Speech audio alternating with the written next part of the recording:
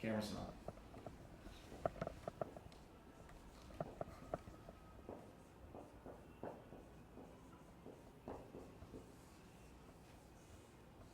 Okay. One of the things I end up thinking a lot about with companies is value. And there's a great book called The Experience Economy by James Gilmore and Joe Pine.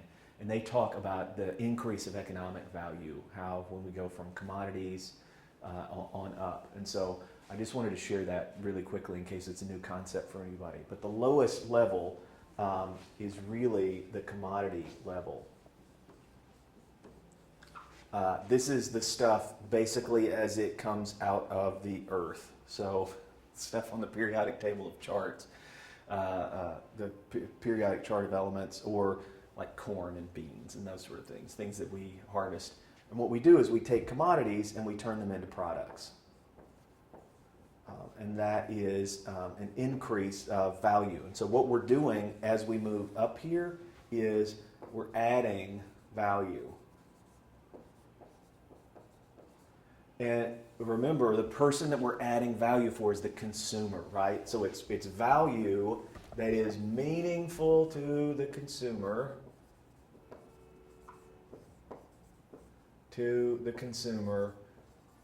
or your customer. That's what we're most interested in. I'm going to get a different pen.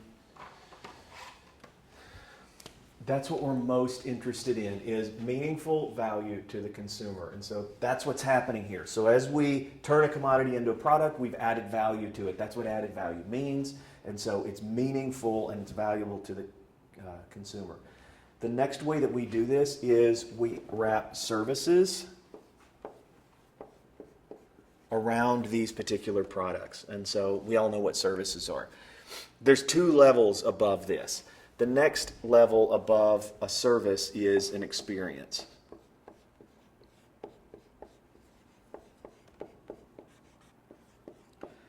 And we stage experiences. And so think about a retail store that's a flagship store. You know, if you've ever been to like in New York or a London, or even Los Angeles, and been to a big flagship store that really is an entire experience of the brand.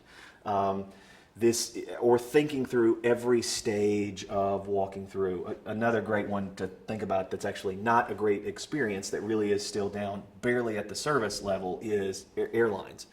So think about checking in at an airport and standing in line and the whole experience of going through the gate and security and waiting at the gate. Think about that versus standing in line at Disney World waiting for a ride, and how even when you're in line, they're engaging you with the experience. The people are in costume, they're showing you videos, they're giving you music, they're letting you know how long the wait's going to be, they're moving it along.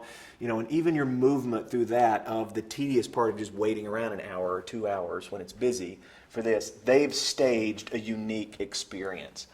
There's one more, and what you're paying for here really is the story that I'm going to tell after I experience this, right? And this, again, is staging experiences is fantastic in this sort of many-to-many world.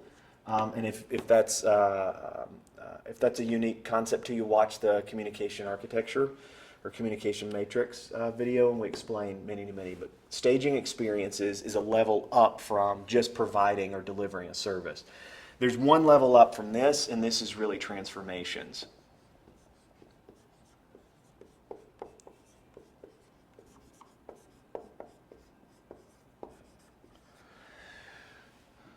So think about transformations this way. So imagine if I have, let's say I have a health club, and I have good service, everybody's trained, the process coming through, but then I go into my health club and I make it a total experience. I think about everything from the entryway to the way the weight room looks and feels, and maybe I skew it specifically towards some women who are very interested in, and women that are 35 to 55 coming in, and I build an experience that's perfect for them. The way I take that from an experience to a transformation in terms of the economic value or the value that I'm delivering to my consumer is, if on the front end, for you to be a member of this club, I actually do a thorough evaluation of you as a person.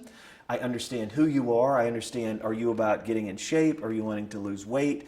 Do you have a health issue that you're dealing with that you want to move forward? And we set a goal, and I'm doing an assessment based on whether or not I think I can take you. Say I want to lose 40 pounds. Can I take you from the weight you are to 40 pounds in, say, a year or 18 months? Do I actually think I can do that for you? And if I do, then I accept you, and you pay me based on the way I transform you as a person. Consulting business is sort of this, right? So this is sort of the world and the work that I live in. People don't just pay me to deliver a service or to create an experience. That's what we try to do with the labs, is we try to create an experience and an environment that's comfortable and for collaboration. It's a great collaboration, but they want me to transform their business. So they're actually paying for the transformation, the creation of new value inside of their business. And so, again, if you've never seen this, it's a great way of thinking about how do I add value, how do I increase value, and how do I keep moving my business up to provide more and more value for my customers. Okay, thanks.